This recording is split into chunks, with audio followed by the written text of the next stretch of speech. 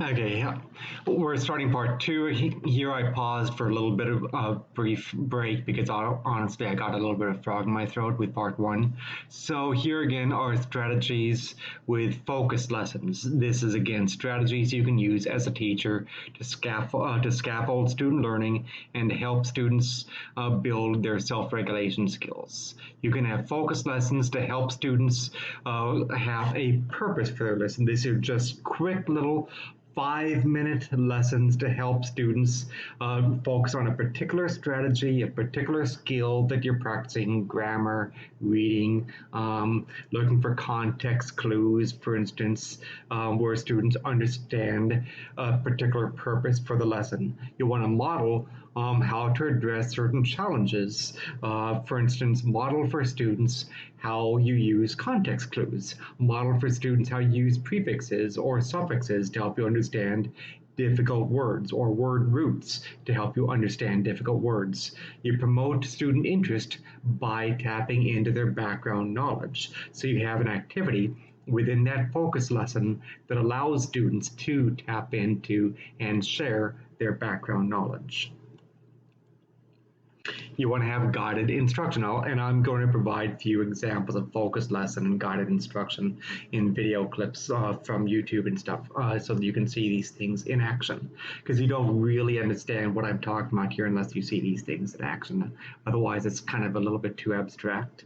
But you can have guided instruction. This is where you lead students through the content of a lesson in a very careful way. You lead students through key themes and details, for instance, in a fiction text. This stage is also a time for formative assessment as well as for direct instruction. Students can work together to solve problems as well as to collaborate. And finally, at the end of a guided instruction session lasting about 10 to 15 minutes, students can practice skills with independent work. You can also have fading of support. Scaffolding strategies build metacognitive awareness and self-regulation among students. The teacher can provide active support when the child who is struggling reader first practices reading a challenging text, but over time this support is decreased as the child engages in repeated readings and gains increasing skill in independence. You want to look for just right moments in order to provide that helps. That's what we mean by contingency. The type of scaffolding move, whether it's a think aloud, a cue, a hint, the type of scaffolding move that's appropriate depends on what the child is ready for, what the child's needs are. Make sure that scaffolding moves are based upon readiness as well as progress of the student.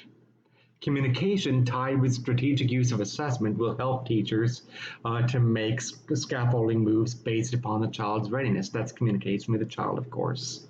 Formal as well as informal assessments help a teacher to make thoughtful choices.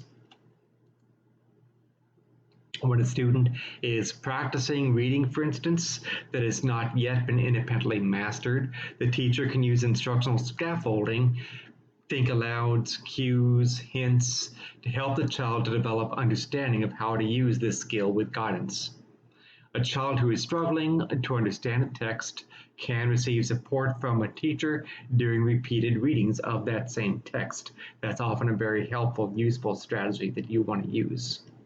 Repeated readings will help a child practice their fluency, practice their word attack strategies, for instance.